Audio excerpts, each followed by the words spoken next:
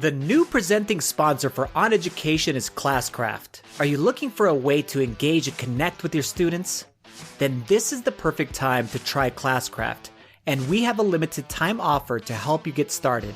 Simply go to classcraft.com/OnEducation, and you will receive the first month free on a monthly premium subscription. To get started, go to classcraft.com/OnEducation. It's unfortunate, and this is true for ladies as well as men, no human being can multitask.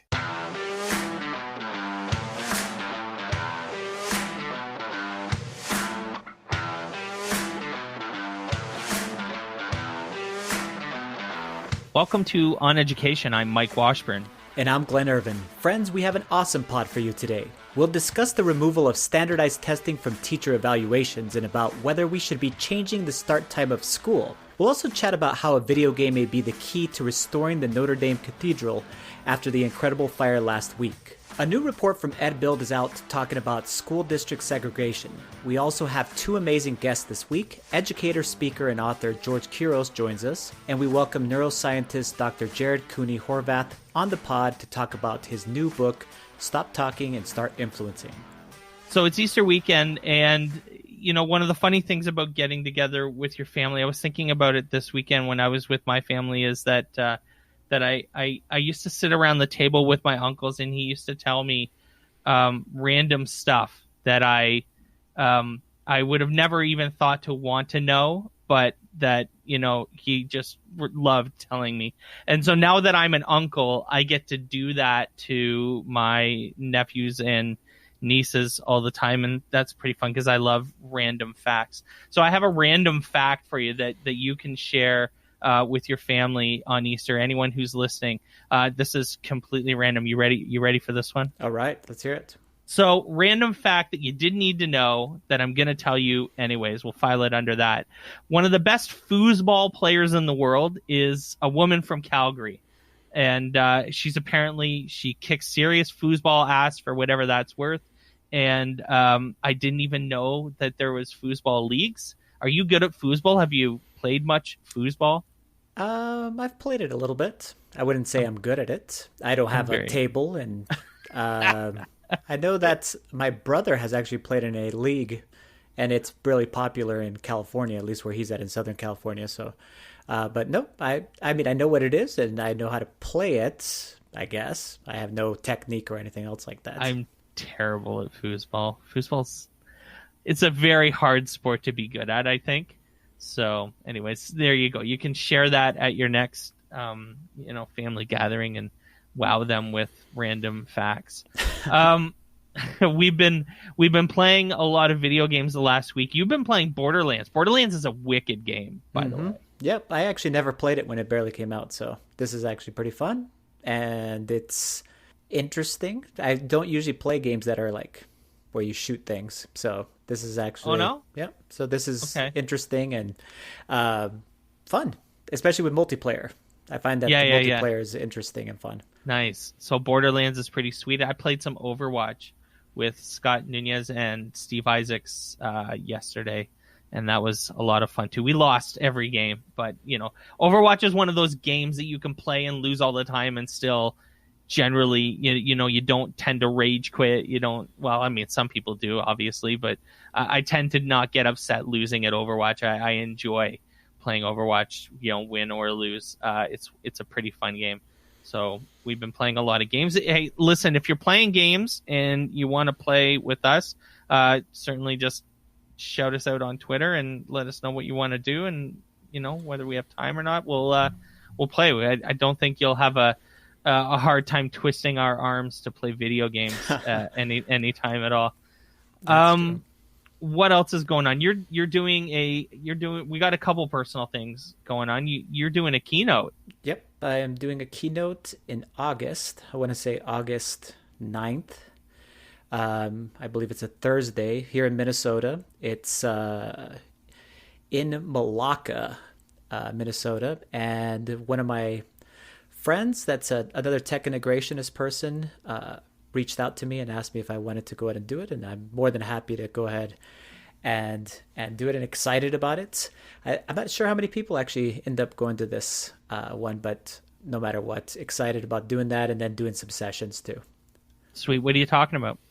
I think I'm going to talk about the things that I usually do, which is just basically empowering the field of education, really pushing to get the word out that what's happening right now is actually amazing and awesome, and that there's a lot of people out there basically with the exact opposite message, which is that everything in education is bad, and actually many things that are going on are revolutionary and amazing, and really pushing the boundaries of making sure that we get our students involved and their voices heard, all of those things that we talk about as far as on the podcast. There is a lot of awesome people doing a lot of awesome things, so that's definitely worth sharing.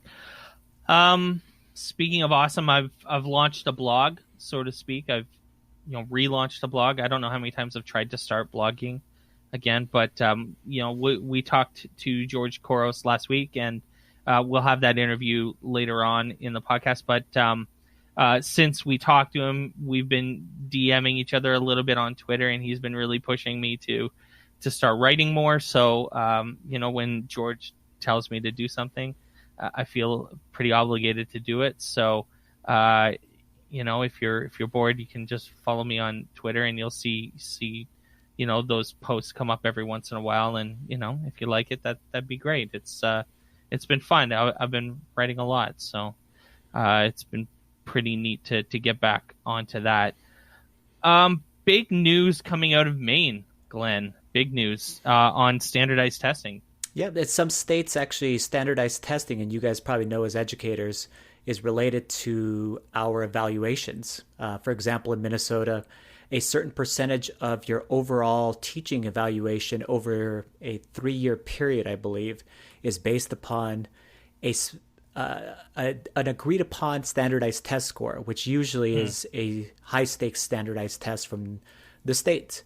And so in Maine, they've actually removed the requirement to base teacher evaluations on any test results. So that's fantastic news. Now they've removed the requirement, so each individual district then needs to decide whether or not they will continue to use them or whether or not they're going to do something else. And then the other good part about it is that they also are requiring districts to form committees to regularly review and revise what is their evaluation process and whether or not it's actually something that's effective. So that's a really, really good thing. Hopefully it spreads to all of the other states and maybe a nationwide movement of removing high stakes testing from teacher evaluations.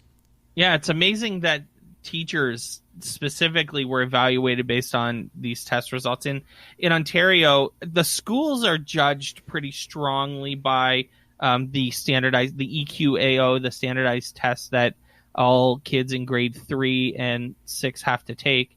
But they're not, the teachers aren't evaluated based on those results. Now, I'll admit that some schools definitely place teachers in those grade 3 and 6 slots specifically because they're good at teaching to the test. Whether that says anything good about you or not is, I suppose, a different story. But they're not evaluated specifically. Like is pay tied to the results of the standardized testing? It can be in some districts. I mean, there's a law that's still actually in place in Minnesota. It's called QComp, and there's a lot of different types of things like that in other states. Basically, what it is extra pay tied to standardized test scores. So depending upon whether your students score high enough, whether or not you would actually get that bonus pay. It's the reason why the teachers in Denver actually were striking. It's that same type of deal where you have a standard base pay and then the rest of your pay is actually linked to a standardized test or something like that. So that's really horrible way of being able to go ahead and get compensated. But it's a very popular, I would call it a Republican way of being able to go ahead and basically keep teachers accountable as far as in their mind.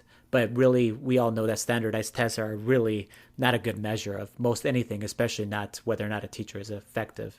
Sure, absolutely. Well, yeah, like you said, hopefully it starts a wave, I guess, of people, of states changing the rules because they realize that it doesn't make sense. Pretty brutal. Everyone was kind of stuck to the news this week past with the fire that happened at Notre Dame Cathedral in Paris. And, there's been a lot of news about a lot of different aspects of that. But one of the interesting things that caught both of our eye independently, interestingly enough, which is pretty funny that we both thought of it at the same time, but without really talking to each other, was this idea that one of the, a lot of people wouldn't know this, but it's definitely becoming mainstream media now, is that one of the best ever replicas of the Notre Dame Cathedral is actually in Assassin's Creed. They meticulously redesigned the cathedral in the game, and it's so good that they're talking about using it as the model for when they've raised, somewhere around $1 billion to restore this thing. They're going to use Assassin's Creed to rebuild Notre Dame. Yeah, I mean, that's crazy and amazing. That just shows how their 3D rendering of their models are so accurate to what the real life, and how important that is to the game designers too, to make sure that it is accurate to, in this case, a place, a location. And really amazing that you can then use that exact same type of data from a video game to be able to then use it to create a 3D model to be able to rebuild it and put it back together the way it actually was originally, which is pretty amazing. I have a bunch of friends. I don't know if you had any folks in your Facebook or Twitter timeline, but I had a bunch of friends who have recently been to Notre Dame over the last couple of years, sharing their photos and stuff like that, because, a lot, especially as it was burning, you were worried about how much it was going to burn and whether it was done, like whether this thing was going out. So, it's great to see that it looks like it's going to be rebuilt. And I'll tell you, anything that brings forward a narrative of video games helping things is good. We've said this before. We've talked about this a couple of times. Anything that hones a narrative about video games that makes it something that's good is I think something we should be for, right? Yes, absolutely. I mean, that just shows you one other aspect of Assassin's Creed, or just, any type of video games, how they can actually bring positive things to our daily lives. I think that Ubisoft is giving away or letting people play that Assassin's Creed. I want to say it's Syndicate, but I'm not 100% sure which Assassin's Creed it is. But the one with Notre Dame in it, you can play it for free right now, I believe. So if you go to Ubisoft, to their website, or download their Uplay app on your computer, I believe that you can play the video game, the episode of Assassin's Creed that has Notre Dame in it for free, which is really, really cool. Last October, we spoke with Zahava Stadler. She's the director of policy at EdBuild about school funding. And she emailed me a week or two ago about a new report that they've recently re-released that was under embargo, so we couldn't talk about it last week. But they released a new, pretty concerning report about school district segregation that we should all be paying attention to. I think we realize that many, if not most, educational podcasts have historically avoided this type of content, but I think it's the exact type of stuff we should be talking about more, because neither Glen and I are experts at this. We're not Zahava Stadler. I think it's best to avoid significant commentary, but I wanted to make sure that we give you the top line information from this, in the hopes that you click the link in the show notes and you learn more. I think that these issues have a massive impact on your classroom. They absolutely do. We know, because this is some of the things that people are walking out all over the country because of. School funding, this is all related to this. It's all interrelated, and it's important that you be aware of what's happening. So the report is at edbuild.org/content/fractured. We're going to put that link in the show notes. But basically, what's happening right now is American school districts are funded substantially out of local property tax money. This is also what Zahava Stadler told us in October.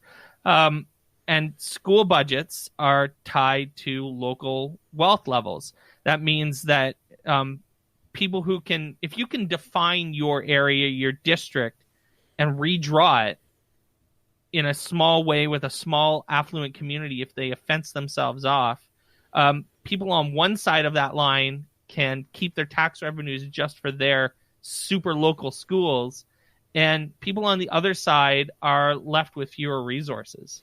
Yes, and it also continues to say when school district secessions occur, communities are permitted to withdraw their taxes from the broader community, and then, of course, draw the smaller borders around their own children, effectively ensuring dwindling resources for the students left behind. It's amazing. It's exactly, boy, oh boy, it's amazing that this is the type of thing that is expanding. It's not shrinking. It's not something that's going away. It's actually something that's getting worse. We don't, again, want to provide significant commentary because I don't want to pass myself off as an expert on this. This is a super complex issue, but it's super important that you be aware. So edbuild.org/content/fractured is where that report is. You should definitely go take a look. When we come back, we're going to have 2 interviews back to back. We're going to be speaking with George Couros but with Dr. Jared Cooney Horvath to talk about his new book, Stop Talking, Start Influencing. Stay with us. Do you have plans to attend the ISTE conference this summer? Come one day early and participate in the Best Hidden Gem conference in the United States. Badge Summit 2019 will take place on the Temple University campus in Philadelphia, Pennsylvania on June 22nd. There will be lots of wicked smart educators to collaborate with on topics such as digital badges, credentials, gamification, and more. To learn more about Badge Summit, simply visit bit.ly/Badge Summit. All right, welcome back to the podcast, everyone. We're pumped to be joined today by George Couros. I'd be pretty stunned if anyone needed to know who this guy is, but we're going to intro him anyways because it seems like the professional thing to do. George is an innovative teaching, learning, and leadership consultant. That sounds fancy. And the author of The Innovator's Mindset. Welcome to the show, George. Hey, what's up? I would tell you that I guarantee you that 99% of the education population have no clue who I am. So well, I promise you. Hopefully some of our listeners don't, so they can learn a little bit about you. That'd be great. So, George, I've been thinking a lot about professional development lately, mainly because it's my job, but also because I think we're facing there's a bit of a crisis. And I actually just left a meeting before I came online where we were talking about this exact same thing. I think that there's a bit of a cognitive dissonance of sorts going on between boards and administrators who want to buy rad new equipment, want to buy the coolest stuff. Let's say a class set of dash and dots, for example, because that's the world I live in. So schools and districts buy all these tools and then they sit on the shelf and they collect dust because teachers lack the confidence to use them and the ideas on what to do with them. And, we know that technology alone doesn't increase engagement. There are a ton of other factors that go into making it effective. Since professional development is part of your world as well, I'm wondering why you think the decision makers keep omitting this PD piece from technology purchases. Well, it's really interesting that you bring that up because there's a lot of studies that back up what you're saying about like technology. And when they look at, when you're saying, does it improve learning? They're not actually talking about improving learning. They're talking about, does it actually raise test scores, right? Because they're not really looking at learning. They're looking at test scores as the measurement. And my contention is that if you just take technology and throw it into an environment, but don't change anything about the teaching and learning, of course, nothing is going to change, right? Like if you're doing notes on Google Docs instead of pen and paper, I don't think anything is going to actually get better for teaching and learning. But I think that there's and I wish I could just give you a nice cut and dry answer, But there's like a struggle here. And I was actually with you when you talked about this, it made me think about these two school districts I was working with, right? And one of them actually just became a one-to-one district, and the other one was not. And so the one that was a one-to-one district, they asked me a very similar question to you, and they said, "Hey, like we're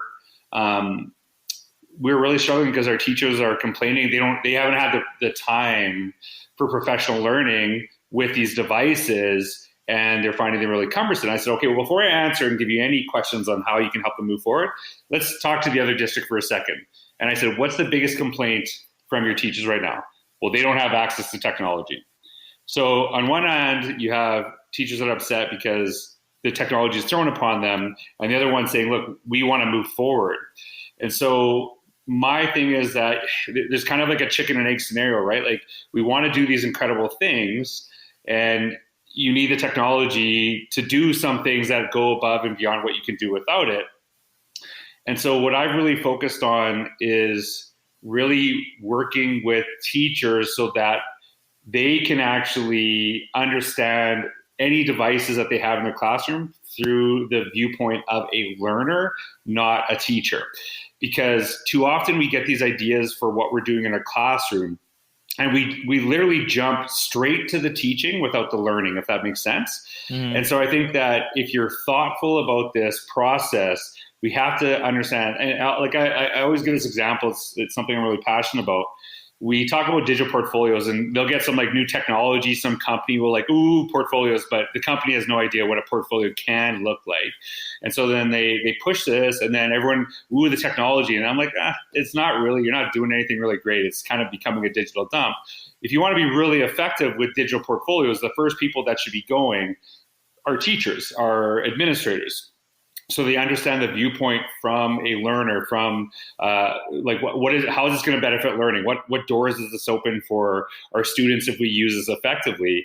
But the trick there is you can't do everything you're doing plus this new thing. You have to get rid of some things. I think that's where schools have an issue often, is they don't want to get rid of stuff. They just want to add stuff. And teachers, like, people are like talking, oh, teachers have full plates. No, they don't. They have full platters, right? And they're overflowing. There's so much stuff. And so when I talk to groups about this with their portfolios, saying, okay, so why don't you talk about teacher evaluation and how that can actually change using a portfolio? And so, hey, we're going to move this. Here's why we're going to do this. Here's how it's going to benefit our students. And because we're moving to this, we're going to get rid of these things, and these are no longer required. And I think you just have to be thoughtful of this, is that if you're trying to add learning to the plate of teachers, you have to be very intentional about taking stuff off their plate, because the demands are going up on teachers every single year, but the time frame of the school day is exactly the same. And so we have to be intentional. It's like, do we really need to do this thing that we used to do as much as we're doing it, or is this just part of our toolbox right now? And is this just, do we really have to spend our time? And I'm sure a lot of people are listening to this. And I can't remember who made this point to me, is that, when we talk about assessment, we'll do that a PD day. When we talk about, teaching design in the classroom, we'll make time in our PD days. But when it comes to technology, that's an after school thing, or you're going to do it at lunch, right? And it tells you right away it's not actually important to the administrators, because they're not actually embedding it into the time. So I think we have to be really thoughtful. And, whether a school is one-to-one or they're not, if the people who are closest to students can't articulate clearly how this is going to benefit learning because they actually haven't learned it on their own, you're not going to move forward. And so I think really making sure that we immerse ourselves as learners first to get to the teaching is crucial. That's awesome. Hey, George, so the first time that I ever met you, I believe it was at the TIES conference in 2016, I think. Yeah, and I was sitting beside you, and I made you update your Twitter and stuff. Right? Yes, you asked me actually a very curious question. It only took you 3 years. About Twitter, and you asked me the question, am I following you? And that actually stuck with me, being that at that point in time, you had like 100,000 followers, and I had less than 1,000. I maybe had 800. And you said that Twitter was a two-way conversation and that you weren't more important than anyone else. And you wanted to make sure that whoever was, when they were going to follow you, that you were going to follow them back. So that stuck to me to this day. And to someone that's just starting out on Twitter, because we have a lot of people that join in and go, hey, I want to actually start creating a professional learning network and I want to grow within it. What kind of advice would you give them for trying to find their way to create a PLN, especially specifically on Twitter, and that will help them to grow professionally? Yeah, so for me, and I do believe that what I said to you to this day, and I think that's really crucial, is that a teacher literally with 0 followers going onto Twitter, but tons of experience, can teach me something that I don't know. And I'm always looking for those ideas. I'm looking whether to give them a platform. Actually, I think I wrote a post about a teacher who had like 20 followers and like gave me like the best idea on something. And I do have a lot of followers on Twitter, and I really appreciate connecting with people, but really I'm there to like learn and share ideas. And I do my best to try to amplify the voices of others because I've been blessed with a large platform. And I think that sharing teachers, sharing the work of others, things that I think are really good, is something I'm really passionate about. But I think that for me, when I first started Twitter, because I was, constantly pushed by my brother who's in education and does lots of technology, he just said you should get on Twitter. And so I jumped on Twitter and followed like Ashton Kutcher and Shaq and Justin Bieber and Justin Timberlake. I'm like, this is stupid. Like, I don't get it. And then about a year later, had a conversation with Alec and Will Richardson and started following educators. And then I saw the power of it, and I made sure people knew I was an educator. And so I actually don't follow everyone that follows me. I know this doesn't sound weird. My standard is I need to know you're an educator. And if I know you're a teacher, then I'm more likely to follow you, because there's some accountability there, when I know there's another teacher, because, there's trolls out there. There's some people that are nasty. And honestly, I've seen enough of it that I pull away sometimes, that, I'm very thoughtful of how I spend my time in a day, and very thoughtful, to be honest with you, of my mental health. And do people that connect with actually lift me up, or are they, have issues? And I'm not against challenge. Like, some people say, well, you're not against challenge, or like, you don't think you should be challenged. No, I don't. I think you can challenge people. I think you can do it in a very respectful way where we can learn. But I do want to engage with people that I can tell are there to help kids and to help students. And, I think just connecting. And I know there's a lot of people like, oh, there's all this self-promotional stuff. And okay, I don't know people's situations. I don't know what people do. And I just think that I try to be empathetic of others and know different situations, but you can filter out things you don't want to see if it's, getting to you. But I think for me, I do spend a lot of time trying to like pick up ideas and learn from other teachers and trying to give, teachers a voice, because that whole notion is that we look at people based on their followers is ridiculous to me. I think you should look at what they bring to the table. And I'm sure, I guarantee this, that anyone listening and you two I'm talking to, incredible educators who are on Twitter. True. And if they were on Twitter, they would benefit so many other teachers. Now, I'm not saying that they're irrelevant or anything like that, but I think it's because I want access to that wisdom. I want access to some of these things that I don't see regularly. And I think that I sometimes try to help people amplify what they're doing, because I think they're a little too shy for whatever reason, and I want to give them a platform, right? And They don't want to seem like, and I think it elevates the profession as a whole. But the following count is of no significance to me. If a teacher has something awesome to share and that's what I'm looking for, then that's awesome. I don't care if they have 2 followers or 2 million; it doesn't matter to me. Awesome, right on.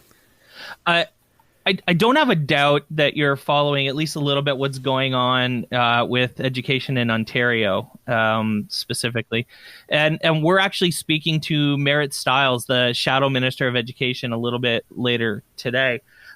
I'd love to know what you think of the situation in general, but maybe just your thoughts on some of these hot button topics that have come up. Class sizes increasing is obviously one of the big issues. Changes to the Ontario autism program, the proposed cell phone ban. I mean, and we could go on and on. Is there any one of these that's really kind of getting to you? And what are your thoughts on some of this stuff going on?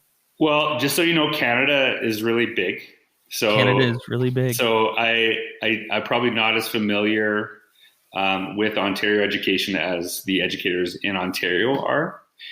And because I live on the other side of the country. And so like I do have some friends there and some connections.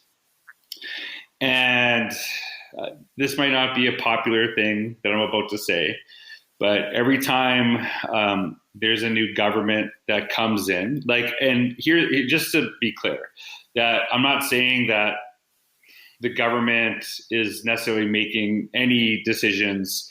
And like I said, I don't know well enough. They're making any decisions that are going to be actually helpful to kids. Like, for example, let's talk about class size, right?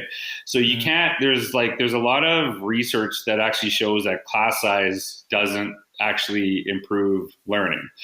Now, you have to dig into the research to understand that they're actually talking about old school test scores. And, you know, if you lecture 100 kids versus lecturing 20 kids, it's probably not going to actually make much of a difference.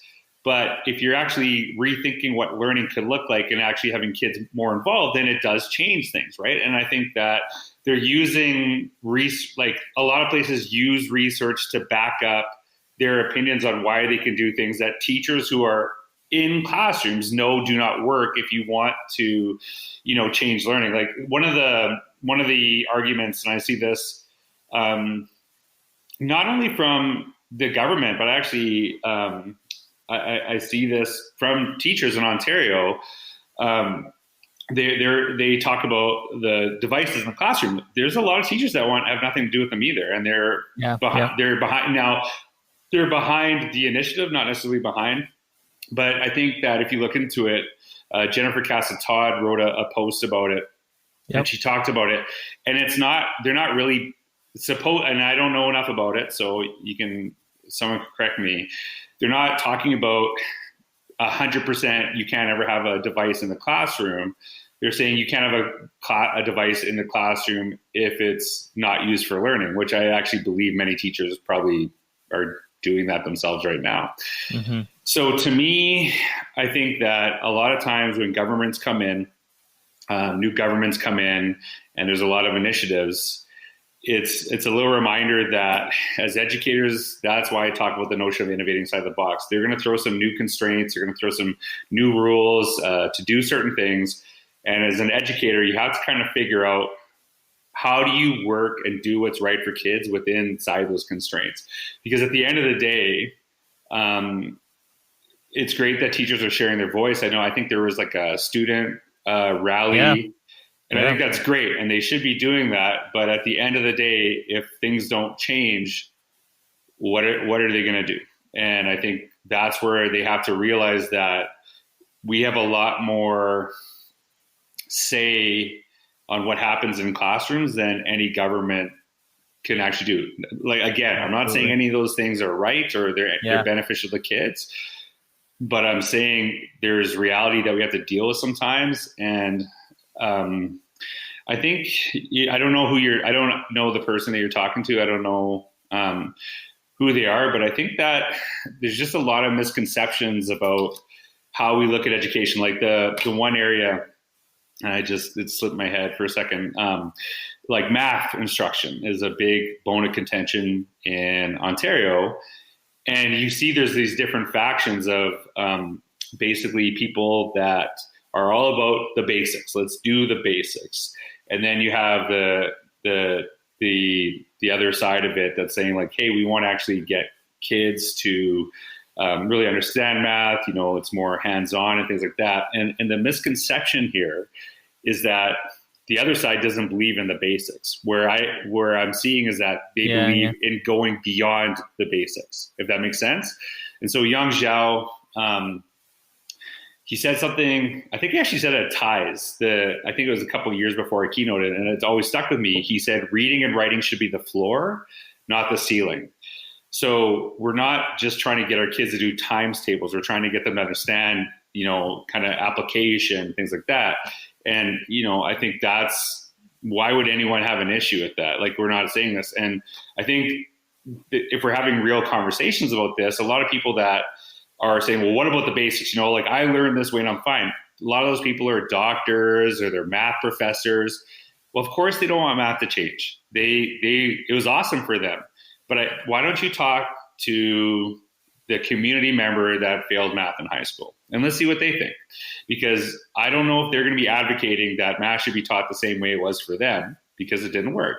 And so we're seeing more and more people. Actually, we just published a book from our company, Math Recess, that are trying to make math more accessible to everyone. And they're not dumbing it down. They're trying to get to people that didn't understand it the way that maybe, some students understood it when I was in school. Right. And I think so ultimately at the end of the day, there's a lot of things happening in places all over the world. And what I see great teachers do over and over again, they see the rules change of the game and then they adapt and they figure it out, and they always figure out a way to do it best for kids. I have no power in Ontario on changing things, but I know that when I'm in a classroom, I'll find a way, as do many teachers. It's just unfortunate that there's places that don't really understand education, making it harder and harder for teachers to do this and jump in more hoops and saying one thing to the public that sounds really good, but then putting teachers in a situation that they can't do the thing that they're saying to the public, right? It's great that you said that, because I actually preface one of my questions to Merritt with the idea that teachers are resilient and are going to figure out a way to make things work. So Glen and I do conference sessions all the time. We're asked to speak pretty often. Now I'm actually doing my first keynote / big speech in a couple weeks. And so, but that being said, there's Glen and I and the folks in our orbit, and then there's George Couros. So I'm curious about what that's like for you, living and working and and you've addressed a little bit of this, but being seen as, dare I say, an education celebrity, so to speak. And, people take what you say and put it into freaking memes and then put those memes on Twitter. And that must be, surreal in and of itself. But this lifestyle is also probably pretty difficult in terms of travel and being away from your family. Maybe speak to that just for a few minutes, because I think it's a really interesting aspect of what you do and how you do it. Yeah, and I think there's obviously doing the work that I do, and like you said, traveling so much. There's difficulties that many people have no idea. And if you actually look at my Twitter or my Instagram, you'll never see me complain about any of this stuff. I just don't. It's, if you think I fly quite a bit and I have so many horrible flight experiences, but I don't complain about it online ever. I might have conversations with people because I wouldn't want someone hating my keynote and going on Twitter and say, George Couros sucks. So, it's like if I do United sucks, I'm no different, right? Like I'd rather people have a conversation with me. But the difficulties in my work are different, but not more than the difficulties of a teacher in the classroom and some of the things that they have to deal with. And my wife's a teacher, and it's actually really fascinating because I actually left education while married to a teacher. And what's really interesting to me is I didn't realize how much work I did as a teacher that was kind of extra, but just normal until I left teaching and saw my wife doing it, right? Like, I don't want to be around during report card time, right? I don't want to be anywhere near the house because I can feel her stress from a mile away, right?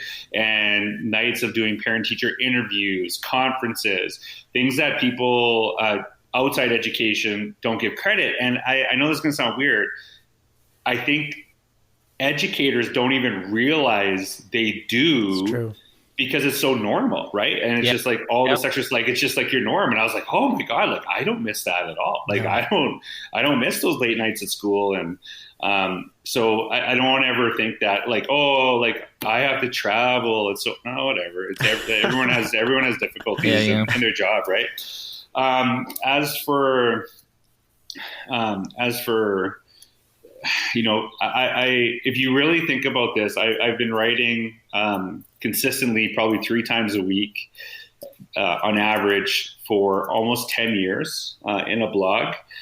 And I might have 6 quotes from my blog that are shared. So it's not like, wow, George blogged again, let's all read, right? And I think that, of course, you're going to hit the mark on something if you write, you know, basically the equivalent of 10 books easily, you know, in your book. And so I whenever I go to speak somewhere, I'm very humbled, and I do everything like and I'm sure, Glen, you saw me speak at Ties. I do everything to connect with people, even during my talk, so that I can learn from them on the spot.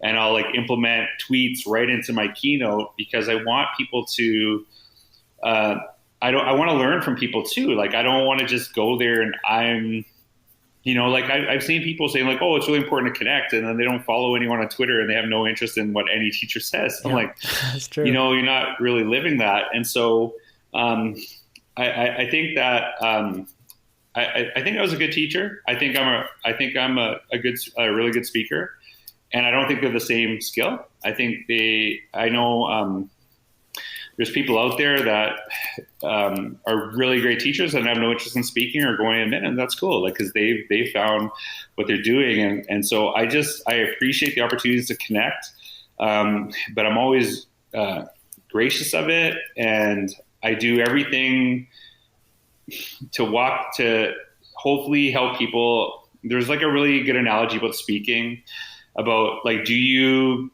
give people a warm bath or a cold shower? Like, do you just pump people up and say they're totally awesome? Or do you just like hit them hard and make them feel like crap? Right. and my focus is to do both. It's to like validate what you're doing and make sure teachers feel appreciated when they walk in the room, but to also push them to become better. Because everyone can get better. And that includes myself 100%. And there's things that people have given me feedback on that they don't even realize, and have totally changed some of the things I've done because I've been open to listening. Now, your delivery of how you give me feedback is very important, as it is to a student in the classroom. Mm-hmm. But I look at it as an opportunity to learn, and like I appreciate people follow me, connect with me, but I want to shine the light onto other people, and really maybe it's because of my own mental health and wellness that I'm very thoughtful of. I try my best to do things to lift others up, and that's something I always focus on. And I've been in really tough situations with like depression and things like that, and so I don't want anyone to feel like that. And so I go out of my way to try to make other people validated in the work that they do, and I just really appreciate teachers and the connections I've made with them. But it's an incredible experience for me because I get to learn from so many brilliant people that so many others would have no clue who they are. George, thanks for joining us. And this has been fantastic. Well, I appreciate it. Thanks for asking me. I'm honored to do this. It was great to talk with you guys. So I appreciate your passion for education. I appreciate you doing this on your own time to help other people.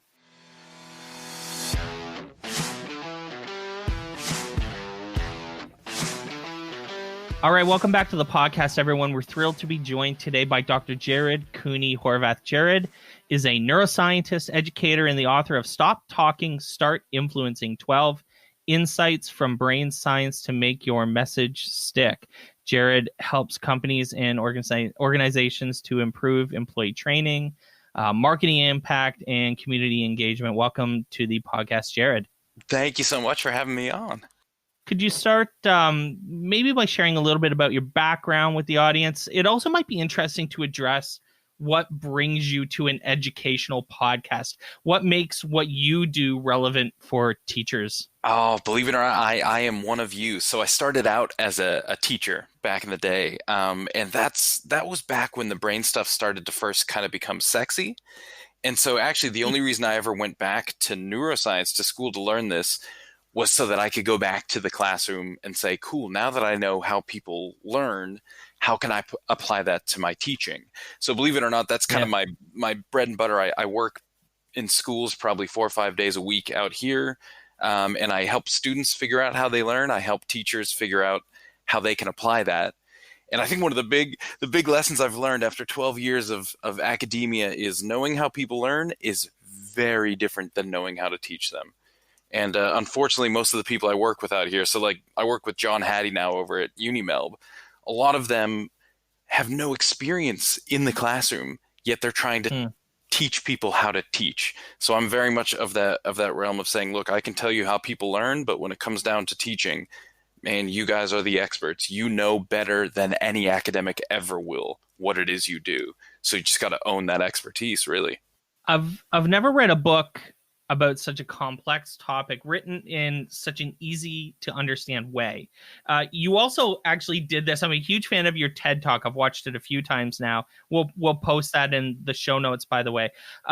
You've taken topics in neuroscience and you've distilled them and explained them so that a non-neuroscientist can understand them. You even include fun activities in the book to challenge your thinking and the way you're thinking about certain things. This book seems to be intentionally designed, even, I guess, to practice what it preaches, right? Yep. I had one rule back when I was in the classroom, and I still use it when I have to teach at uni now, is if I can't get my students to experience a concept, then I'm not ready to teach that concept yet.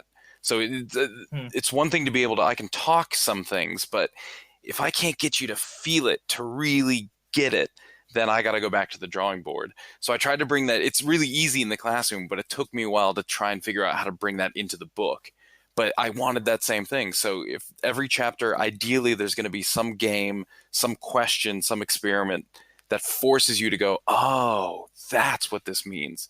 Because once you feel it, you no longer have to take my word for it. You can go, cool, got it.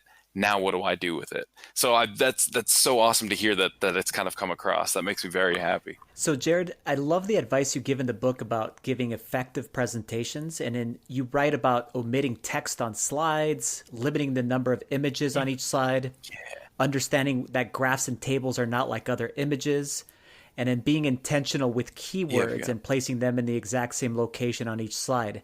So what other advice do you have for our audience as they create presentations if they are using direct instruction for their students? I always say, especially at that direct instruction stage, is PowerPoint should be your last line of defense. You should have everything so prepped, so locked, so loaded that if you walked into your classroom and the power went dead, no harm, no foul. The slides are there as a scaffold to support what it is you're teaching. Mm-hmm. But what you're teaching, the narrative, the story, the beginning, the middle, the end, is already so locked down that if you lose the pictures, you lose a little juice, you lose a little icing on the cake, but there's still solid cake there. So kind of rule number one with all presentations is if you're thinking about slides out of the gate, you're making a mistake. Get your story, get the narrative, and story is pretty much everything. And this is what I love. I was talking to some teachers the other day about it, is I think there's some fields that necessarily lend themselves to a narrative. So if you're teaching history, how could you not narratize that? If you're teaching geography, right, you can talk about how all this stuff came to be. But then you have people like math teachers that are like, there's no story here. But the more you dig, the more you realize, oh my goodness, there's stories everywhere. There was my favorite, we were talking about the Pythagorean theorem, was this idea that clearly one day it didn't exist, and then the next day it did exist. So what happened on that day? And there's your story. There's always an origin story. There's always a birth of an idea. And if you're at a lack of a narrative for the idea, you can always talk about how that idea came to be. And that just adds so much depth and connection to the material. And that's what people resonate with. I've been writing a talk on failure, and I suppose more importantly, recovering from it. So I'm doing a lot of reading and thinking. And in the book, you spoke about an error-free existence versus an error-full existence, and said, and I'm going to quote you, when we surround ourselves with things that challenge and confuse us, short-term success may be stifled, but long-term growth and innovation flourish. I think in this quote and in this small part of your book is an incredible lesson for teachers and students, that we shouldn't fear errors. In fact, we should embrace them and understand there is a process we go through when we make an error, and a true process. Maybe you can talk to that process a little bit, but that in the end, it makes us able to be better the next time when we experience a similar situation. That errors make us better, right? Yeah, I didn't get to go too deeply in this book into it, but I'm going to try and kind of hit it. And it's in the TED Talk. I kind of talk more about this idea that the brain has kind of two modes, where one is prediction mode. And that's essentially where we're all sitting right now. 90% of the day, your brain is just using previous experiences to guess what should be happening. So for instance, right now, none of your listeners are actually listening to us. They're about a second in front of us, predicting our words. And so long as those words are even remotely close, they just live in that kind of simulation. Cool.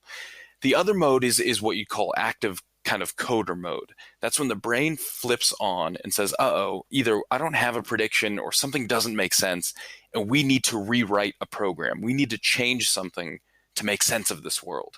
And there's a bunch of ways to kick the brain into coder mode, but the easiest way is through failure. When you screw up, when a prediction fails, you don't have a choice. Your body, your brain kicks into coder mode, and essentially everything is primed to learn. Everything goes into learning mode and says, please fix this, tell me what to do.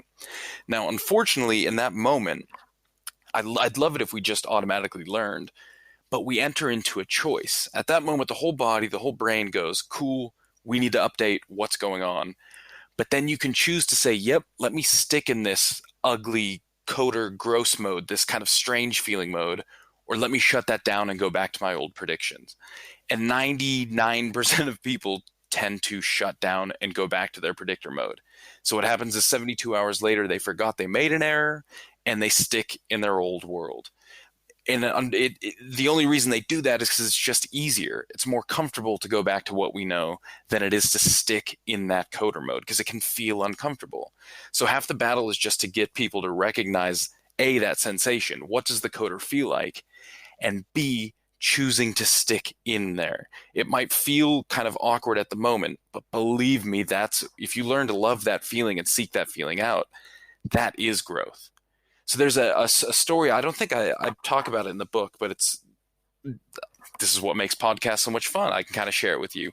It was back in the 30s, and there was a guy named Lewis Terman who was really into IQ testing. So what he did is he ended up IQ testing about 40,000 kids across California, pulled out his top 1,500, so those kids with the highest IQ, and he said, all right, everybody watch these kids. They're going to be the game changers. They're going to be the movers, the shakers, the wealth makers. These are going to be the kids that change the world. So he follows them for 40 years, and of those 1,500 kids, exactly 0 can even remotely be called game changers. They were all kind of normal, but none of them did anything crazy. And so he got really angry at him. He's like, oh, these kids didn't work hard enough, blah, blah, blah. But for the longest time, we couldn't figure out what had stifled these kids. I mean, aside from the fact that IQ measures nothing, statistically, 1 or 2 of them should have done something. So why did they all kind of not do anything? And we finally came around to what the big issue was Terman had told them that they were geniuses and that he expected them to change the world. So what happened is when they're now older, they're in their 70s, 80s, and we have scanners and neuroscience, we can test them to see what's going on. So to a man, well, at least to the people who were alive, when these people made mistakes, they immediately shut down. When their error alarm went on and their coder mode kicked in and their body said, let's learn, they immediately turned that off because they were so afraid to engage with it, because if you're a genius, you're not allowed to engage with mistakes. So if you make a mistake, go away, go back to what you're good at. Meanwhile, if we take people who really are game changers, so CEOs, these artists, put them into a scanner, have them make a mistake. They're the people who engage with it. They seek out those moments and they live in those moments. So the only difference we've ever seen really between highly successful and I guess you could call non-successful or kind of stifling people is error, is failure, is willingness to jump into that coder mode when it kicks on and say, cool, what do I got to do? That's amazing. Let's talk about, there's a section in your book about multitasking and why it's impossible. We talk about technology integration and being purposeful with technology on the podcast quite a bit. And I want to ask you about a sentence you wrote in the book that I really believe is super important for all of our listeners who are educators regarding technology. And the quote says, generally speaking, those who utilize technology more often during learning tend to remember less than those who don't. And at first, when I read this, because I'm a tech integrationist and instructional coach, I was like, what? But I totally understand it now that as far as in reference to the entire text here. So can you give us some more insight about that statement and how it relates to the myth of multitasking? Yeah, so it's unfortunate, and this is true for ladies as well as men. No human being can multitask. It's just not. It's a hardware issue. You can assume if you're ever trying to do a task, that task has a specific rule set, things that matter, things you can do, things you can't do. Unfortunately, we only have one rule set slot in our brain. So by hardware definition, you can only be doing one task at a time. So anytime we multitask, what we're really doing is we're just jumping back and forth between tasks. And unfortunately, every time we jump, we lose bits of information from each task we're doing. So you end up learning less purely by losing time and losing information by all that jumping. Now, technology inherently isn't bad at all. But what happens is, if you think about it, things like computers and cell phones, the thing that make them so powerful and unique and lovely is that they can do 50 things at once. Is you can have a dozen tabs open. You can have chat open in the corner while typing an essay, while looking up Facebook. And that's awesome. Unfortunately, that's horrible for learning when you're trying to jump between all those things. So what tends to happen is when most people use technology in the classroom, there's no driver or purpose for it. It's just technology for technology's sake. For instance, so I was just at a school last week, and it would have been 2 weeks ago, and it was an iPad for every kid. And you'd say, cool, why? Well, because every kid has an iPad. Cool, why? Well, because they're good technology. Perfect example of having technology without a purpose behind it. So as soon as kids access it, what do? They go back to their normal flow on a computer, which is have 10 tabs open, look at Reddit, talk to my friends, blah, blah, blah, blah, blah. In those instances, technology just stifles learning. But if you make technology, like you were saying, integral to the task, it's not an iPad for every student just because. It's because we can keyword search this textbook. Boom. Now everyone has a very specific purpose for that text, and they're not trying to multitask, jump between different things. They know why it's there, they know what it's for, and they use it for that purpose, as opposed to just willy-nilly, because there's tech involved, we're all going to do better. So it's exactly what you said. It's because tech, our natural inclination on it is to multitask. If you're not reining it in, if you're not using it for a purpose, that's what your students are going to be doing on it. And you can't be shocked when they do. We haven't told them any different. So just be very focused on why you have a tech and why you're using it. It's pretty much exactly what we say all the time, I guess. So you're nailing that one on the head. Jared, the last question isn't about neuroscience at all. You might be in Australia, but I know you're a hockey fan. Yes, sir. So give us some of your thoughts on the playoffs, which have been pretty wild so far. Who do you think is going to win who do you think is going to win the Stanley Cup? This is the most ridiculous. See, I'm from Pittsburgh originally. So now that at the beginning, I actually sent out my tweet right at the beginning that said, okay, this is Tampa Bay's year. Everyone else is just fighting for second. And then Tampa gets swept. And now Calgary is out and Pittsburgh's out. So all my lovely teams, my picks, done. So I'm thinking at this point, here's my dream team is going to be Toronto versus Colorado. That's going to be incredible. But I think it's going to be Golden Knights and Toronto. And I think because of last year, because of getting knocked out, I think the Golden Knights have a chip on their shoulder. I'm going to go Vegas in the end.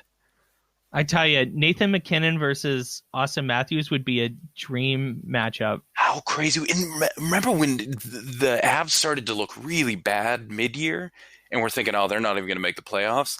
Something happened in the last month. Man, they look fast right now. We're talking to a bunch of Americans that don't watch hockey, so we're trying to convert them. Oh, it one is, by it one, is the most addictive one by sport. one, Jared. You and I. We're gonna do one listener at a time. So, friends, Jared's book "Stop Talking, Start Influencing" is available everywhere, including by clicking the link in our show notes. We think it'll help you become a better teacher. Jared, thanks so much for joining us today. Thank you guys for having me on. Thanks for listening to On Education. My name is Mike Washburn. My co-host is Glen Irvin. Want to get in touch with us? Check out our website at oneducationpodcast.com. You can tweet us at oneducationpod. Glen is at Irv Spanish on Twitter. I can be found on Twitter at Mr. Washburn. You can find us on Facebook by visiting facebook.com/oneducationpod. We're also on Instagram at oneducationpod. If you're enjoying the show and think others would too, we'd be thrilled if you shared it with them. Please leave us a rating or review in Apple Podcasts or on the Google Play Store. When you leave a rating, it gives our rankings a boost. This helps others discover the show. We want to thank our presenting sponsor, Classcraft, for supporting us. Check out classcraft.com/oneducation to learn more about them. Thanks as always for listening. Stay awesome. See you soon.